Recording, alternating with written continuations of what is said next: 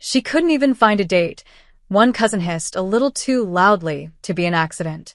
The other snorted, sipping her champagne like it fueled her cruelty. Of course not. Who'd want her? She peaked in high school. And that was a small hill to begin with. Laughter. Sharp, cold, and deliberate. My heels clicked across the stone tiles of the vineyard's courtyard like tiny stabs of defiance. I kept my chin up, even as heads turned toward me. Not in awe, but in pity, condescension, curiosity. Before we begin, drop a comment and tell us where are you from and from which city you're watching our videos?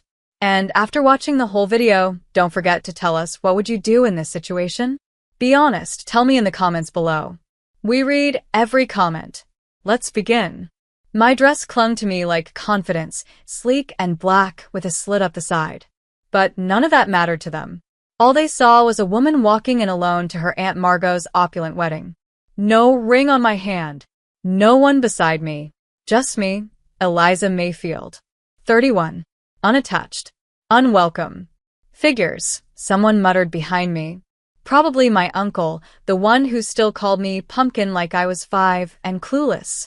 I passed rows of white chairs tied with lilac sashes and headed straight for the reserved section. Every step felt like a negotiation. I could hear Aunt Margot's friends whispering behind manicured hands. I felt the smirk of my father's new wife, only 10 years older than me, burning into my back. And just when I sat down and reached for the chilled glass of water beside my chair, I heard it.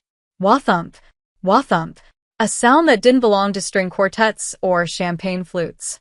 It grew louder, heads turned upward, confused, irritated. Then someone gasped. Is that a helicopter? Every neck craned toward the sky. And there it was, a matte black private helicopter slicing through the crisp Californian sky. It wasn't just arriving. It was descending, straight toward the empty landing square next to the vineyard's fountain. I didn't move. I just stared straight ahead. The moment the skids hit the ground, the pilot jumped out, and seconds later, he stepped into the open. Custom-tailored navy suit. Broad shoulders. Sunglasses. Hair tousled by the wind, but still controlled. And a jawline that made women lean forward involuntarily. My cousins were frozen mid-sip. One of them still held a cracker near her lips like she'd forgotten what to do with it. And then, my husband walked past every stunned guest and straight toward me. He didn't even pause to acknowledge the gawking. He bent slightly, kissed my cheek, and murmured just loud enough for all those mouths to catch every syllable. Sorry I'm late. The board meeting ran long. Something about your vineyard's expansion plans needing final sign-off. Guess that's your call now, Mrs. Mayfield. Gasps. Literal gasps. My cousin choked on her wine. My father went completely pale. Someone whispered, "Her vineyard?" My husband straightened, his voice now clearly aimed at the crowd.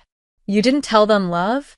That the land this whole wedding is hosted on is actually yours now. I gave the smallest smile, and the whispers turned into a collective roar of confusion and panic. The hush over the courtyard didn't last long.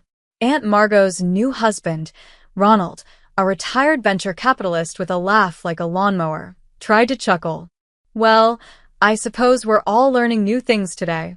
But no one joined in, because everyone's eyes were darting between me and the man who just kissed me and announced I owned the land beneath their designer heels. Graham Mayfield, my husband, reached down and gently lifted my hand as if we were alone in the room. His movements were tender, but the effect on the audience was thunderous. I could hear my cousin Ashley muttering, "That's Graham Mayfield. That's Graham freaking Mayfield. He's the guy who built Mayfield Aeronautics," her sister hissed back.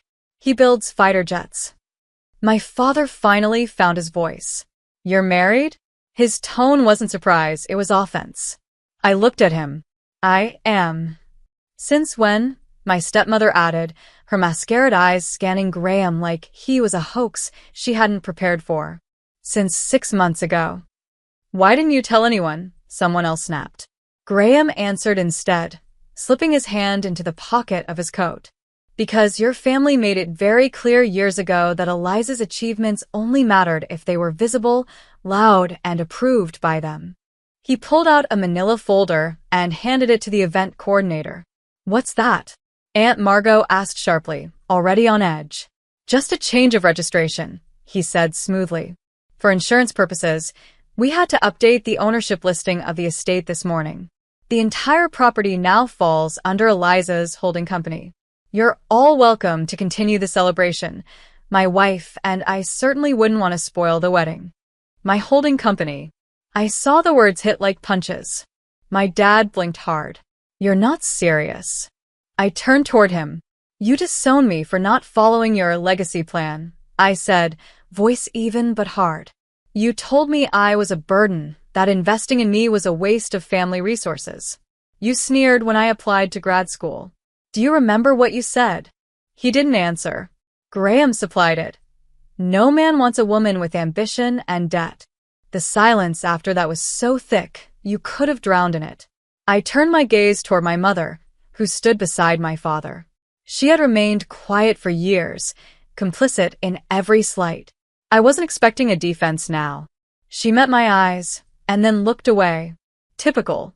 Later, when the guests were supposedly enjoying the sunset, I found Ashley and her sister in the vineyard garden whispering about me. She must have tricked him.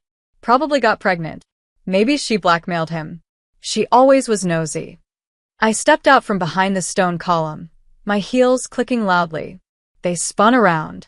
I didn't yell, didn't gloat. I worked 3 jobs to put myself through business school. You were both in Cabo on your parents' dime when I was learning how to split rent between 4 roommates. Ashley opened her mouth, but I cut her off. I graduated top of my class. Built a logistics startup that got acquired last year for $42 million. Graham was an investor. That's how we met. There's no trick, no scandal. Just me working harder than anyone here was willing to believe. They didn't speak. And for the record, I added, stepping closer, I didn't say anything until now because I didn't need to. I let that sit. Then I walked away. I thought the hardest part would be walking into that courtyard. I was wrong. The hardest part came an hour later, after the cake, after the forced toasts, after Aunt Margot clinked her glass and pretended nothing monumental had happened on her big day. Because that's when he cornered me. Trent. My cousin. My father's godson.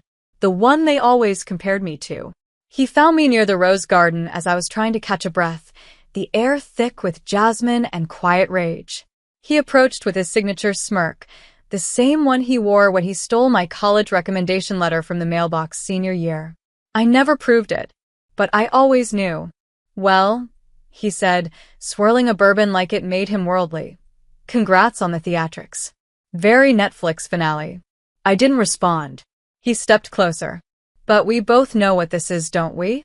I looked at him. "What?" "This isn't about success. Or even love. It's revenge. You came back to make us squirm. Classic underdog stunt." "You sound threatened," I replied calmly. He chuckled. "Please. You're still the girl who cried in the basement after you weren't invited to prom." That stopped me. He knew exactly what he was doing, digging into wounds most of them had forgotten, but I still carried like splinters in my spine. "You came back for one day," he sneered. "We'll still be here tomorrow. Still connected. Still a family. You'll still be, what? Some rich guy's +1 with no blood ties." I inhaled slowly. Then I smiled. "You're right. I'm not blood. That's why I had to be better." His face darkened. "I didn't just buy this estate, Trent," I continued. "I bought the debt your father secretly owes on the winery. Through a shell corp. Wanna guess who the new lien holder is?" He blinked. "You're bluffing." "Ask him," I said, turning my back on him. "Ask him why he was whispering in the corner with Graham 15 minutes ago." Because I hadn't come here for recognition. I came here for leverage. And I had all of it now. Inside, the dance floor glowed under fairy lights. But no one was dancing. Conversations had turned hushed, nervous. Word was spreading like fire through dry brush. People were beginning to realize Eliza Mayfield, the quiet one, the no-date girl, was the financial spine of the entire venue they were standing on. And some were smart enough to do the math. If Eliza owned the land, she could end all of this with a single signature. My father found me again, this time without the bravado. Eliza, can we talk? Now you want to talk? I just want to understand. No. You want to control. I'm your father. You're the man who told me, when I got into Columbia, that I should apply to dental school instead, so I could marry a stable guy. That was advice. That was fear, I said sharply. Fear that I'd outgrow you. He swallowed. So, what now? I studied him. The lines in his face were deeper than I remembered. His voice wasn't commanding anymore, just small. Now. I repeated. Now I decide what kind of legacy I want to build. One that doesn't rely on cruelty to feel powerful. I looked around the courtyard. People were watching, listening. My aunts, the cousins who laughed, the ones who whispered. I'm not here to ruin your day, I said aloud, not just to him now. I came here because I wanted you to see that what you threw away, what you mocked, didn't break. It built. I stepped away from him, walked right onto the stage by the fountain. Then I picked up the microphone. The mic in my hand felt heavier than it should have. Or maybe it was the silence of 100 stares bearing down on me that made it feel like a weapon. I looked out across the courtyard. Gold lights flickered in the overhead vines. Wine glasses clinked faintly in stunned hands. No music played now. Just the humming drone of expectation. I didn't clear my throat. I didn't ask if they could hear me. They were already listening. Some of you laughed when I walked in alone. I began, voice even, but strong. Some of you whispered that I couldn't get a date. That I must be desperate, forgotten, irrelevant. Aunt Margot shifted in her chair. My cousin Ashley stopped chewing her olive. I heard you. Every word. And for a moment it hurt. Not because it's true, but because it reminded me how little this family really knew me. No one moved. My whole life, I've been the girl you underestimate. The girl who didn't follow the plan. The girl who wasn't soft enough, polished enough, rich enough, quiet enough. You called me stubborn when I fought for myself. Difficult when I disagreed. Cold when I stopped showing up. I saw a few eyes drop. My stepmother looked like she wanted to evaporate into her champagne. But let me ask you something, I continued. Why was it so funny that I walked in alone? Why did it matter to you so much? A breeze rippled the sheer curtains tied to the tent poles. No one answered. Because deep down, you wanted me to fail. You needed it. My failure would have made your comfort easier to swallow. My loneliness would have confirmed your belief that women who speak too loudly, dream too big, and walk away from the way things are, end up empty. My voice dropped, almost a whisper now. But I'm not empty. I turned and looked toward Graham, who was standing at the back, arms crossed, his expression unreadable but steady. I am married. To a man who didn't save me, but stood beside me while I saved myself. I built a company from scratch. Sold it. Reinvested. I bought the land we're standing on not to prove a point, but to protect something no one ever did for me, my worth. There it was. I could feel it now, the shift in the air. A few people blinked fast. One, Aunt Sutley, put her wine glass down. I stepped back from the mic, then paused.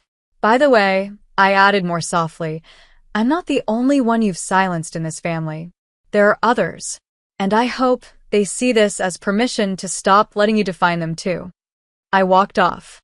And as I passed my father, who was standing rigid and pale, I didn't look at him. But I did say, you should really read the new lease agreement before tomorrow morning. 10 minutes later, I stood by the fountain with Graham. Guests hovered nearby, unsure whether to avoid me or apologize. He leaned in, low enough for only me to hear. You didn't tell me you were going to say all that. I exhaled. Neither did I. He smiled. You okay? No, I whispered. But I'm finally seen. That's better. Then someone screamed. A loud thud followed, a wineglass shattering. We turned. It was Uncle Rob, collapsing in the middle of the dance floor, clutching his chest, eyes wide. People shouted. Chairs flew back. Someone dialed 911. Chaos erupted, and in the middle of it, Trent stood frozen. His face wasn't shock. It was guilt. Graham moved instinctively to help, but I didn't. I saw it then. The way Trent slipped something from his inner pocket and tucked it into his cuff. A bottle cap. A pill bottle cap. And my blood ran cold. Sirens split the quiet vineyard night. Red and white lights pulsed against the marble columns and wine barrels as paramedics rushed toward the dance floor. Uncle Rob was conscious, barely, being hoisted onto a stretcher with his shirt half open and his skin pale as parchment. People were panicking, scattering in every direction. But I didn't move, because I hadn't taken my eyes off Trent. He stood at the edge of the chaos, hands stuffed into his tuxedo pockets, trying too hard to look shocked. But his fingers were twitching, and his jaw was locked tight. Graham returned from helping the EMTs and slid up beside me. They think it was a reaction to his blood pressure meds. But the paramedics said something's off. I kept watching Trent. That's not just high blood pressure, I murmured. Graham frowned. You think he was poisoned? Or dosed with something that messed with his heart meds? Graham studied me. Eliza, you think your cousin tried to kill his own father? No, I said quietly. I think he tried to scare him. Probably over control of the winery. But he got the dosage wrong. He always thought he was the smartest one in the room. But he's never had to live with consequences. Graham exhaled. Want me to step in? I shook my head. No. This one's mine. 10 minutes later, I found Trent behind the storage barn, pacing like a caged animal. The wind had picked up, and his hair was a mess. When he saw me, his mouth twitched. You really just had to ruin everything, didn't you? I stepped closer, boots crunching against gravel. You did that all by yourself. He barked a laugh. You have no proof. I don't need proof, I said softly. You already confessed. Not to me, but to Graham. He recorded your chat earlier when you bragged about how old men can't handle a little panic. He froze. I let it sink in. See, I whispered. You weren't subtle. You never are. You thought everyone here was so used to ignoring me, they'd ignore you too. But they don't ignore me anymore. And now they're watching you. He stepped forward, eyes narrowing. You gonna turn me in? That's not who you are. I smiled. You really don't know who I am. And then I reached into my clutch and handed him a folded envelope. What's this? He asked. The transfer papers. Your dad signed over the winery to my holding company last week. Clean, legal, notarized. He was behind on taxes. You were going to inherit nothing. So you tried to scare him into re-signing everything. But you didn't know it was already gone. His hands shook as he opened it. Lies. Call the lawyer. I dare you. He looked up, wild-eyed. You can't do this to me. You did it to yourself. Just like when you leaked my college application essay for a cheap laugh. Or when you told your dad not to invite me to Grandma's last Christmas. Or when you edited me out of Margot's wedding video on purpose. He threw the papers at my feet. You think this makes you powerful? Ruining me? No, I said, stepping back. This doesn't make me powerful. I looked him dead in the eye. But it makes me free. By morning, the headline spread. Heiress silently takes over family vineyard after public wedding shocker. High society, wedding interrupted by medical emergency and ownership bombshell. Guests stunned as mysterious husband arrives in helicopter, declares land belongs to wife. People talked, Gossiped. speculated. But I didn't read the comments. I didn't need their validation anymore. Instead, I walked barefoot across the same vineyard I used to be banished from, the morning dew soaking my toes, the sun warming my face. Graham handed me coffee on the balcony. You sure you want to keep it? I nodded. Yeah, but not for the family. I'm turning it into something else. A retreat. For women like me. Girls they called too much. He smiled. You're more than enough. I leaned against him, quiet for a long beat. Then I said, you know what the hardest part of last night was? What? I never wanted revenge, I whispered. Not really. I wanted an apology. A single moment where one of them said, we were wrong. But it never came. Graham wrapped an arm around me. You didn't need it. I nodded. No. I just needed to see myself the way I do now. And to walk away, finally, not as someone they tolerated, but as someone they'll never forget.